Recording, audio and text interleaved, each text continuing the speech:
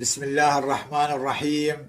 الحمد لله رب العالمين، والصلاة والسلام على خير خلقه محمد وآله الطيبين الطاهرين.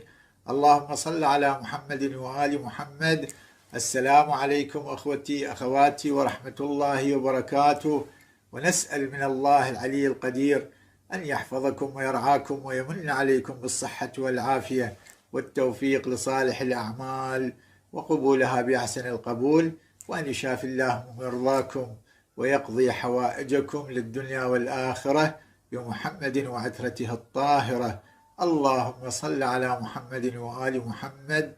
هذه الليلة وهي ليلة مباركة، وكما نقل عن رسول الله صلوات الله عليه وآله وسلم إنه في ليلة الجمعة ويومها تتضاعف الحسنات وترفع الدرجات إن شاء الله.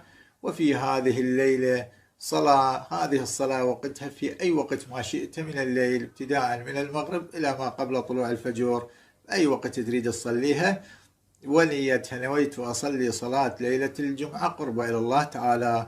الصلاة أخوتي أخواتي ركعتين، في كل ركعة تقرأ فاتحة الكتاب مرة وآية الكرسي مرة. تريد تكتفي بالآية الأولى، تريد تكمل باقي الآيتين إلى وهم فيها خالدون مرة واحدة، وقل هو الله أحد 15 مرة في كل ركعة، فاتحة الكتاب مرة وآية الكرسي مرة، وقل هو الله أحد 15 مرة.